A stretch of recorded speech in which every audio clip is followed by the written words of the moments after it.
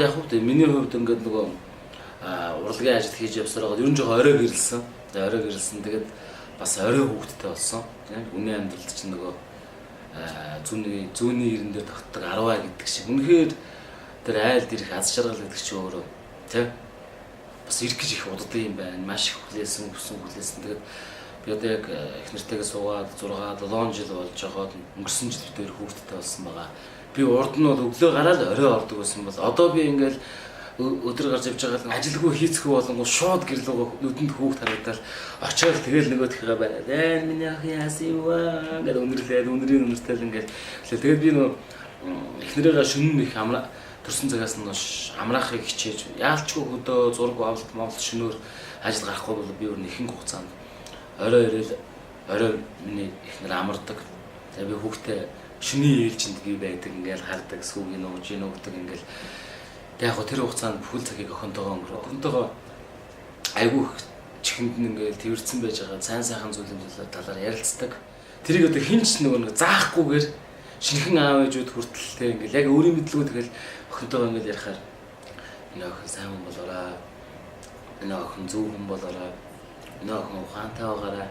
Миний охин өстө мис болоорой, миний охин мундаг болоорой, аав ээжтэй ачлалтай сайн охин болно тийм ээ гэдэг. Инээгээл.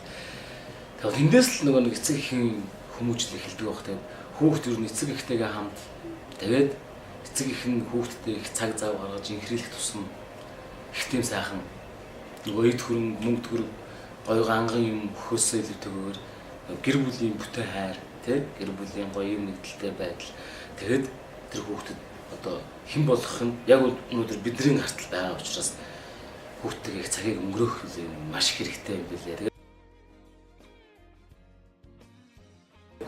Миний охиныг цэцэн гэдэг олонтойгоо яваарай, зөв яваарай, ухаалаг байгаарай. Эмэгтэй хүн бол хамгийн гол юм зөв байх хэрэгтэй, ухаантай байх хэрэгтэй. Тэгээ олонтойгоо байх хэрэгтэй, боловсралтай байх хэрэгтэй. Эмэгтэй хүн маш их өндөр боловсрол эзэмших ёстой. Тэгээд их гоё уян зөөлөн байх хэрэгтэй. Уян зөөлөн байна гэхээр бүр нэг юм бүх хүнтэй ингээд нэг юм уян зөөлөн биш.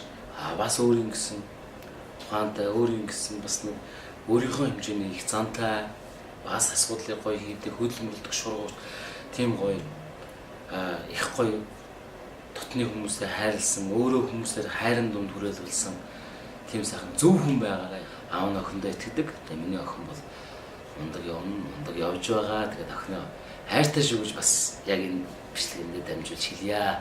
Хөөрхөн шүү. Тийм ээ. Амьдрал зохиогоод ингээд тангараа тавьчихсан ингээд тууштай явж байгаа юм бодоход залуу гэр бүлүүдэд дүүнерт хандж хэлэхэд бол ер нь бол